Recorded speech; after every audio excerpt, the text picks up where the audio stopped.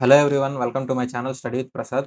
So, RRB recruitment board Bhubaneswar వెబ్‌సైట్‌లో మనకిక్కడ రిక్రూట్మెంట్‌లో ఇక్కడ క్లిక్ చేసేసేదను మీరు ఇందులో షెడ్యూల్డ్ ప్రోగ్రామ్స్ అని ఉంది కదా!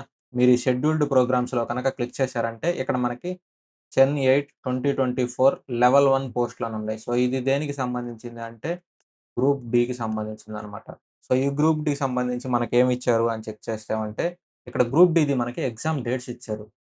సో, ఎగ్జామ్ డేట్స్ ఎప్పటి నుంచి ఇచ్చారంటే 17థ్ నవంబర్ నుంచి 31st మనకి డిసెంబర్ వరకు డేట్స్ ఇచ్చారు.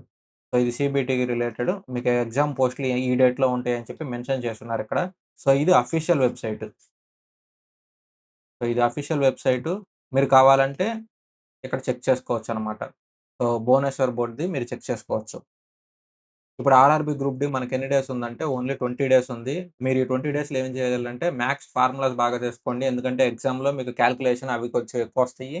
మీకు ఫార్ములాస్ వస్తే ఫార్ములాస్ రిలేటెడ్ ప్రాబ్లమ్స్ డైరెక్ట్‌గా వస్తాయి కాబట్టి ఫార్ములాస్ రాకుండా మీరు మ్యాథ్స్ చేయలేరు. స్క్వేర్స్, క్యూబ్స్, టేబుల్స్ ఇవి ఒక 30 వరకు వచ్చినాయంటే మీకు ఎగ్జామ్‌లో టైం తక్కువ పడుతుంది. కొంచెం ఫాస్ట్‌గా చేసుకునేటట్టుంది. రీజనింగ్ అయితే మీకు పేపర్ ప్యాటర్న్ ఇప్పటి వరకు వచ్చినయన్నీ మీకు ఆర్‌పీఎఫ్ ఎస్ఐ పేపర్ ప్యాటర్న్‌లే ఫాలో అవుతున్నారు.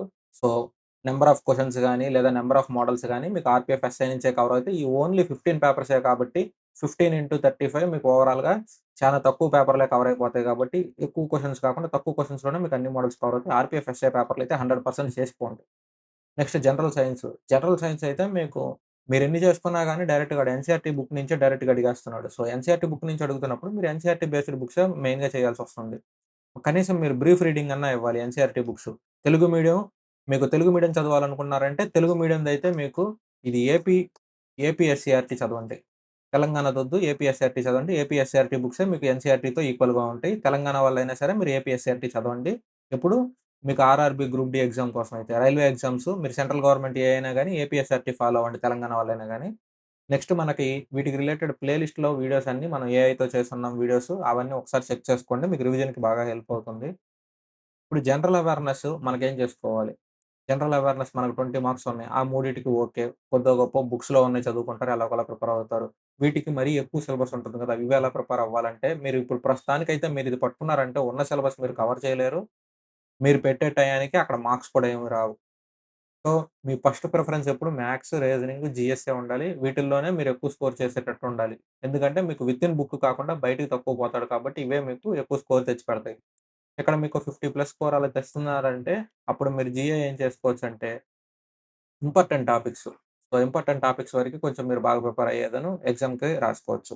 నెక్స్ట్ మీకు లక్ ఫ్యాక్టర్ అనేది ఒకటుంటుంది జనరల్ అవేర్‌నెస్‌కి. సపోజ్ మీది స్టార్టింగ్ షిఫ్ట్‌లో కాకుండా కొంచెం ఎగ్జామ్ వెనక షిఫ్ట్‌లో ఏడన్నా పడిందనుకోండి.